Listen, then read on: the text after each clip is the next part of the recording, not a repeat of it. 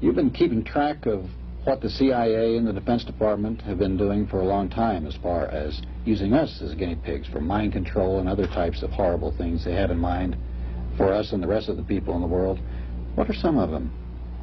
Well, it started out basically with the CIA doing experimentations on their own men to discover if they could get rid of agents who were going to quit the department and still had classified information. So they utilized different types of drugs and pain and hypnosis and electric shock to try and get the guys to forget. Then they also did experimentations to using different chemicals to see if you can induce a person to commit a crime or induce him to do that or to do this. Of course, the CIA claimed that it didn't carry it through. The documentation we got was actually that they did that. Then we came across the overall project called MK Ultra. Its earlier code name was Artichoke, and that included 149 sub-projects. 149. Yeah. And those sub-projects range from what I just described to open-air testing in the United States, experimentation on prisoners, experimentation on soldiers, experimentation on college students. Would these people know they were being experimented on and gave their approval? No, except for the quote-unquote voluntary Army soldiers. Oh, yeah. And the way the Volunteer Army program worked is it started in 1959, and the guys were just told that they would be doing experimentation on new weapons, right? And then they'd get to Fort Detrick, Maryland, where the experimentation was done, and find out that they were going to be doing it on drugs and chemicals. But they were never told what they would be experimented on.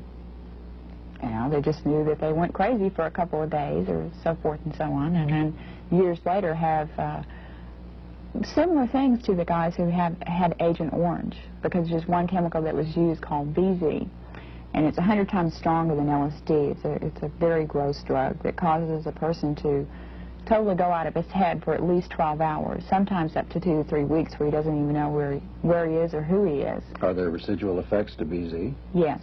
Now, the Army at first said that they'd done testing to discover it, and they said there weren't any residual results. It's harmless. It's harmless. They always say that. Right. And we did a campaign to find the soldiers who had been experimented on, and we found approximately 40 in the U.S., all of which have been experiencing extreme emotional and physical upset since that time, you know, with children with birth defects, the same sort of thing as Agent Orange. But the Army, as part of the CIA's experimentations, wanted to simulate chemical biological warfare attacks and to see what effect it would have on different Americans, how far it could go in, and so forth, and also test to see how they could use it on other countries. The different kinds of things that they did without the citizens' permission anytime on any of these tests was... Or even knowing about it? Oh, no. Of course not. You know, they didn't even say they were going to do a test, you know. They experimented with the use of mosquitoes, where they just let tons of mosquitoes go in South Carolina. And just to test how far the mosquitoes would go, because they had the idea that maybe if they used a particular strain of mosquitoes in, say, Soviet Russia, then those guys aren't immune to yellow fever, because they don't have yellow fever there. Then Russia could be infected with an epidemic of yellow fever. But our guys were tested on it. Not the Russians were tested on it. We were tested on it. What other types of things did they drop in the air? They dropped a particular bacterium called, I can't pronounce it real well. That's whatever. And it was used, and I'm sure that most people have heard of it, in San Francisco, where at least 10 people got sick from it and 1 died. In fact, Edward Nevin III is suing the Army currently because of his father, who died from it. Now, that chemical was also utilized in Florida, and it's a bacteria that causes a pneumonia-type disease, you know, respiratory problems and things like that. So that was tested in San Francisco and in Florida. Then they also used other chemicals that they've not released what they are yet. In New York, they released it in subways and in tunnels and in turnpikes in 1965 and 1956 and 1966 in 2 different tests. Then the major thing that they used after that was zinc cadmium sulfide, which the Army spokesman have again said is harmless. But the only scientific studies that we've come up with says that it could be very harmful.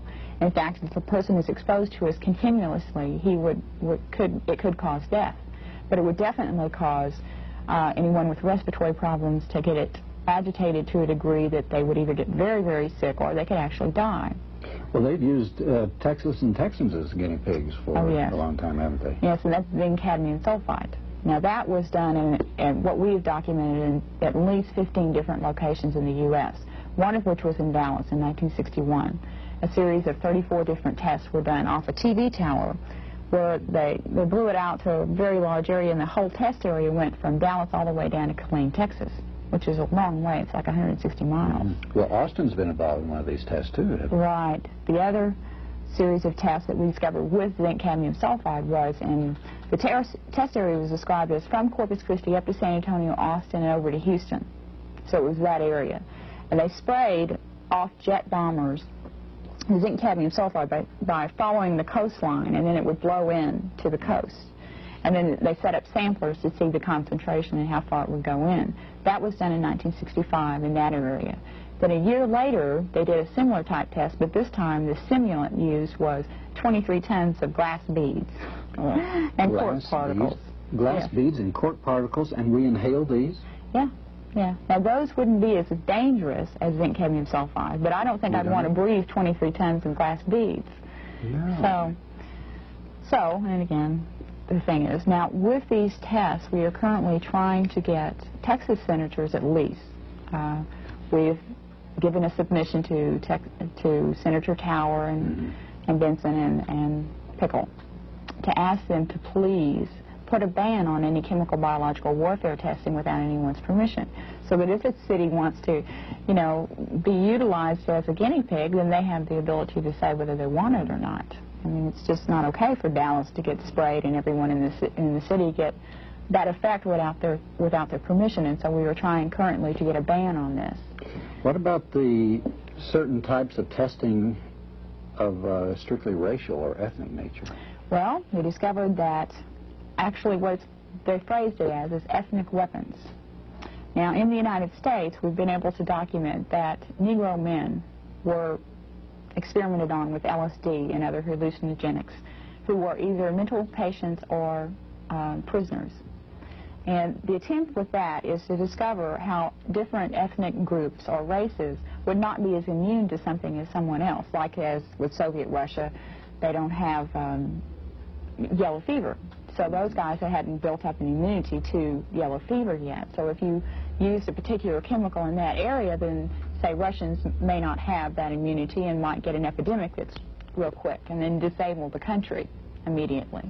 That reminds me back in the old days, the good old days, when the Army and all used to give the smallpox-infected blankets to the Indians.